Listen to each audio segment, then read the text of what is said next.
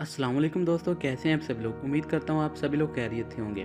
दोस्तों, आज की हम लोग इस इन्फॉर्मेटिव वीडियो में जानेंगे कि किस तरह से सूरज के मरकज़ में फोटोन का पार्टिकल बनता है और वो किस तरह से सूरज की सतह पर आता है और उसे सूरज की सतह से ज़मीन तक पहुंचने में कितना वक्त लगता है और आखिर किस तरह से उस फोटोन से हम लोग सोलर एनर्जी प्रोड्यूस कर लेते हैं।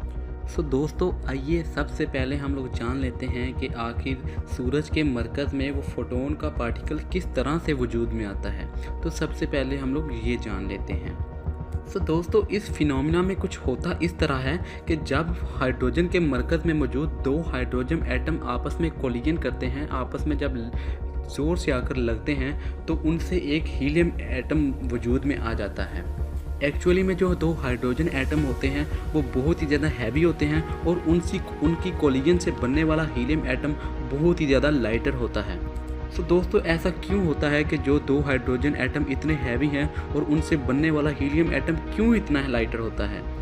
दोस्तों, वो इस वजह से होता है जब उनकी कोलिजन के दौरान हीलियम एटम के बनने के दौरान कुछ एनर्जी रिलीज हो जाती है जो कि E=mc² की इक्वेशन के इक्वल है, जो कि आइंस्टाइन ने पेश की थी। उसके मुताबिक मास एनर्जी में कन्वर्ट हो जाता है। इसी तरह वो जो एनर्जी कन्वर्ट हुई होती है वही हमारा फोटोन पार्टिकल होता है जो कि हमारी पूरी ज़मीन को रोशन कर रहा है।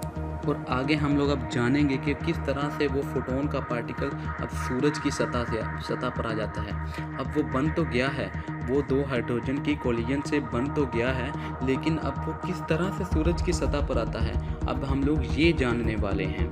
तो एक्चुअली में होता ये है कि सूरज के मरकज़ से निकल कर उस फोटोन के पार्टिकल को सूरज की सतह से पर आने तक हज़ारों, लाखों या करोड़ों साल लग जाते हैं। वो इस तरह से होता है क्योंकि सूरज बहुत ही ज़्यादा बड़ा है, जो कि आप सब लोग जानते हैं। इसी वजह से उस फोटोन के पार्टिकल को सूरज के मरकज़ से सतह तक आते हुए लाखों साल लग जाते हैं। वो फोटोन का पार्टिकल मुख्तलिफ एटम से टकराता हुआ लाखों साल की जिद्दोजहद के बाद सूरज की सतह तक पहुंच जाता है। और आगे उस फोटोन का पार्टिकल किस तरह से ज़मीन तक आता है, उसे सिर्फ सूरज की सतह से ज़मीन तक पहुंचने में 8 मिनट और 20 सेकंड का वक्त दरकार होता है।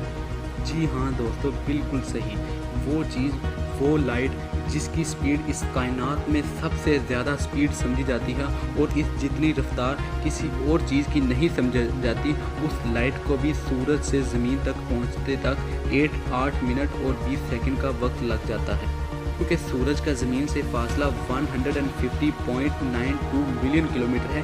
इसी वजह से इतनी ज़्यादा डिस्टेंस की वजह से सूरज से आने वाले फोटोन के पार्टिकल को ज़मीन तक पहुंचने के लिए 8 मिनट और 20 सेकंड दरकार होते हैं। क्योंकि लाइट की स्पीड 3 लाख किलोमीटर फी सेकंड होती है।